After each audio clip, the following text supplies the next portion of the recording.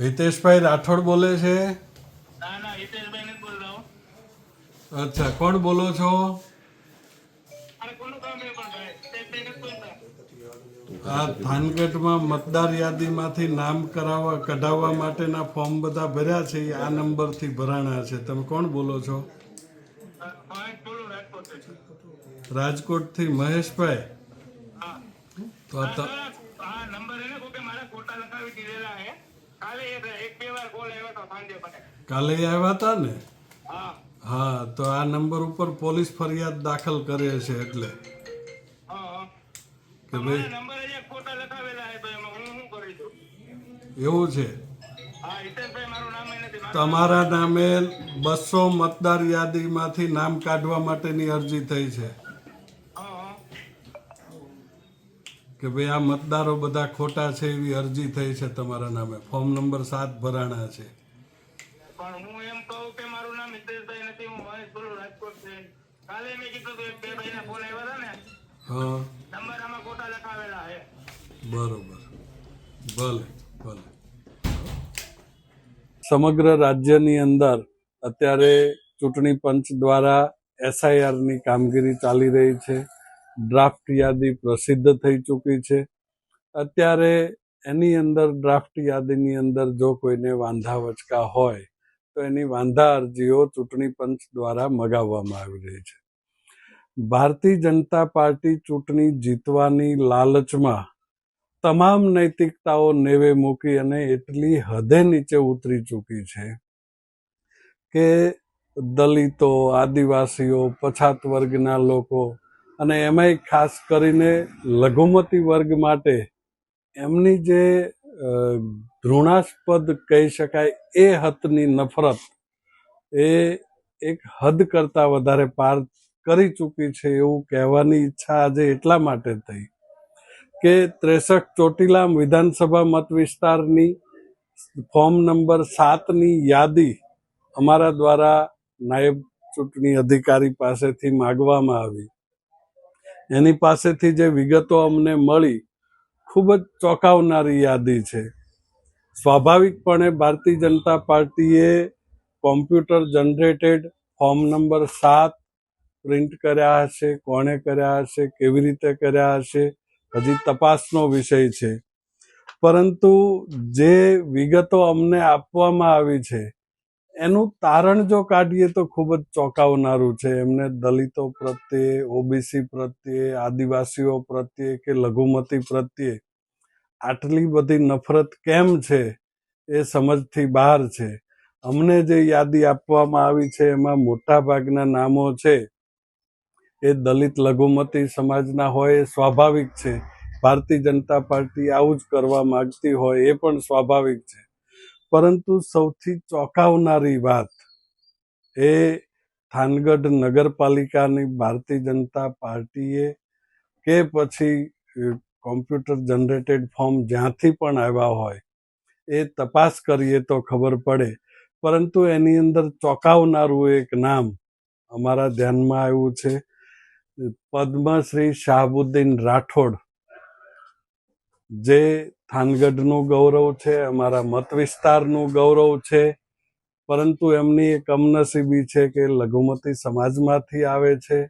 Bharatiya Janata party ભલે પદ્મશ્રી આપીને નવાજવાનો દેખાવ કરે, પરંતુ એમની અસલિયત એ આજે આ ફોર્મ નંબર 7ની અંદર દેખાઈ આવી છે કે પદ્મશ્રી શાહબુદ્દીન રાઠોડનું નામ પણ મતદાર યાદીમાંથી હટાવવા માટેની અરજી ભારતીય જનતા પાર્ટીના લોકોએ કરી છે.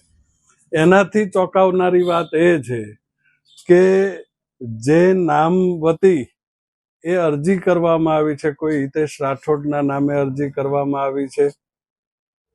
એના ફોર્મ નંબર જે આપેલા છે, આજે સુરેન્દ્રનગર જિલ્લા ચૂંટણી અધિકારીની હાજરીમાં આખા કોંગ્રેસ પ્રતિનિધિ મંડળ અને કલેક્ટર કચેરીના પ્રતિનિધિ મંડળની હાજરીમાં લાઉડ સ્પીકર ઉપર રાખી અને હિતેશ રાઠોડને અમે ફોન કર્યો, વિડીયો કેમેરાની સામે, પત્રકારોની સામે.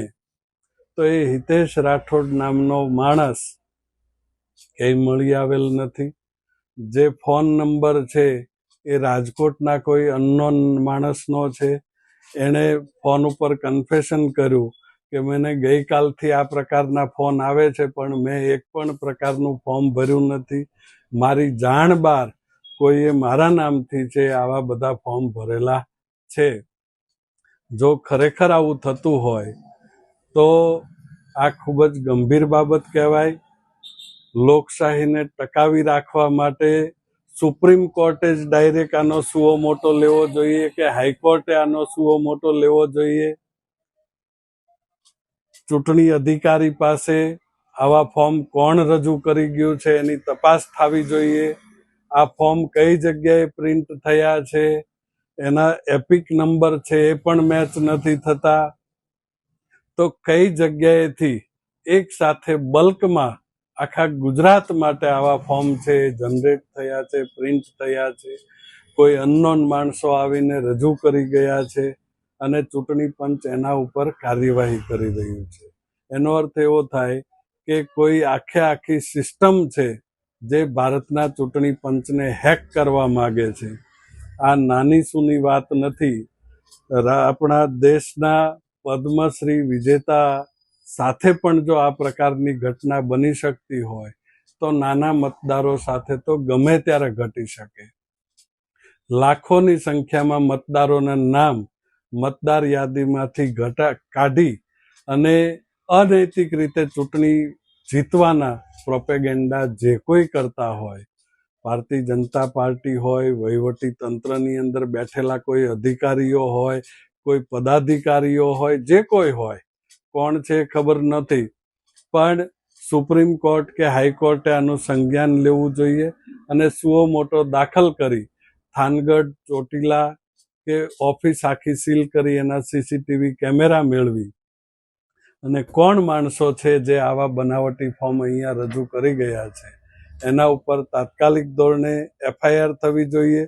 સમગ્ર ગુજરાતની તમામ કચેરીઓની અંદર જે કોઈએ આવા કોમ્પ્યુટર જનરેટેડ ફોર્મ ભર્યા છે એ તમામ ઉપર પોલીસ કેસ દાખલ કરી અને એના ઉપર કાયદેસર કાર્યવાહી કરવી જોઈએ. અને અત્યારે જે કંઈ ફોર્મ આવ્યા છે એ ફોર્મ ઉપર ચૂંટણી પંચે કાર્યવાહી કરવાને બદલે એના ઉપર ફોજદારી કાર્યવાહી કરી અને પછી નવેસરથી જેન્યુઅન ફોર્મ મગાવી અને એના ઉપર ચૂંટણી પંચ કાર્યવાહી કરે એવી નામદાર હાઈકોર્ટ અને નામદાર સુપ્રીમ કોર્ટને જાહેર અને સોશિયલ મીડિયાના માધ્યમથી વિનંતી કરું છું. સુરેન્દ્રનગર જિલ્લાની અંદર 5 વિધાનસભા આવે છે અને 5 વિધાનસભાની અંદર રાતોરાત અચાનક 1,37,000 જેટલા ફોર્મ નંબર 7 આવ્યા છે. આ ફોર્મ નંબર 7 એટલે મતદાર યાદીમાંથી નામ કમી કરવા માટેના ફોર્મ, અને એની તપાસ કરતાં અમને જાણવા મળ્યું કે આ બધા જ ફોર્મ છે બોગસ વ્યક્તિઓ દ્વારા ભરવામાં આવ્યા છે.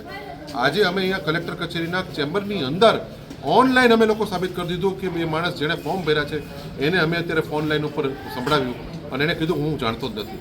આમ કોંગ્રેસના ખાસ કરીને દલિત, મુસ્લિમ, આદિવાસી, કોળી, ઠાકોર, જે ગરીબ વર્ણ છે ખાસ કરીને જે કોંગ્રેસને મત આપે છે એવા જ વર્ણના બધા જ મતો આ લોકો ઉડાડવાનું એક બહુ મોટું ષડયંત્ર કરેલું ને ષડયંત્રોનો આજે અમે પર્દાફાશ કર્યો છે. અમે ફોર્મ નંબર 7ની નકલ માંગી છે અને આજે અમને નાયબ ચૂંટણી અધિકારી દ્વારા અમને વિડીયો ઉપર એમણે ખાતરી આપી કે અમે બધા જ ફોર્મ નંબર 7ની અમે તમને નકલ આપીશું જેથી કરીને એના ઉપર ફોજદારી કાર્યવાહી કરી શકાય. જે લોકોએ ફોર્મ નંબર 7 આ બોગસ ભર્યા છે એ તમામ ઉપર ફોજદારી કાર્યવાહી કરવાની પણ એમને ખાતરી આપી છે. એટલે આગામી સમયમાં સુરેન્દ્રનગર જિલ્લામાં ભારતીય જનતા પાર્ટીનું ખૂબ મોટું ષડયંત્ર જે આખું સોફ્ટવેર બેઝથી ફોર્મ નંબર 7 કમલમની અંદર ભરાણા છે એનો આજે પર્દાફાશ થયો છે. જો સરકારને, ચૂંટણી પંચને એનામાં નીતિમત્તા હોય તો આની સીબીઆઈ દ્વારા તપાસ કરવામાં આવે કે આ બધા ફોર્મ ક્યાં પ્રિન્ટ થયા છે, કયા પ્રિન્ટરમાં પ્રિન્ટ થયા છે, કેવી રીતે આ ફોર્મ પ્રિન્ટ થયા, ટાઈપ થયા, તો બહુ મોટું કૌભાંડ બહાર આવે. પણ તો ચૂંટણી પંચ એ ભારતીય જનતા પાર્ટીનું એક રમકડું બની ગયું છે, એના હાથની અંદર રમી રહ્યું છે. એટલે અમને એમના પર કોઈ ભરોસો નથી. એક જ ભરોસો છે કે આપણી જનતાને, આપણા નાગરિકોને, આપણી સાથેની આ લોકોની સામે સજ્જડ લડત આપવામાં આવે તો જ આ લોકો સીધા થાય એમ છે. અત્યારે જે એસઆઈઆરની પ્રક્રિયા પૂરા રાજ્યમાં ચાલી રહી છે તેમાં સુરેન્દ્રનગર જિલ્લામાં દૈનિક બુલેટિન દરરોજ પ્રસિદ્ધ કરવામાં આવે છે, જેમાં ફોર્મ નંબર 6, ફોર્મ નંબર 7ના જે પણ વાંધા, દાવા, અરજી આવી હોય તેની માહિતી ઓફલાઈન તેમજ ઓનલાઈન ચૂંટણી પંચ દ્વારા પૂજા પારદર્શી રીતે મૂકવામાં આવે છે. ગઈકાલ સાંજ સુધીના રિપોર્ટ મુજબ ઓવરઓલ 5 વિધાનસભા થઈને ટોટલ 24,258 ફોર્મ 7 રિસીવ થયા છે, જે નામ કમી માટે હોય છે, અને ફોર્મ 6 અને 6 એ નામ એડ કરવા 14,362 થયા છે. આ સાચા આંકડા છે. કદાચ ખોટી અફવાઓ એવી ફેલાવવામાં આવી રહી છે કે એક વિધાનસભાના 20,000થી વધુ ફોર્મ મળેલા છે, પણ એ હકીકત નથી.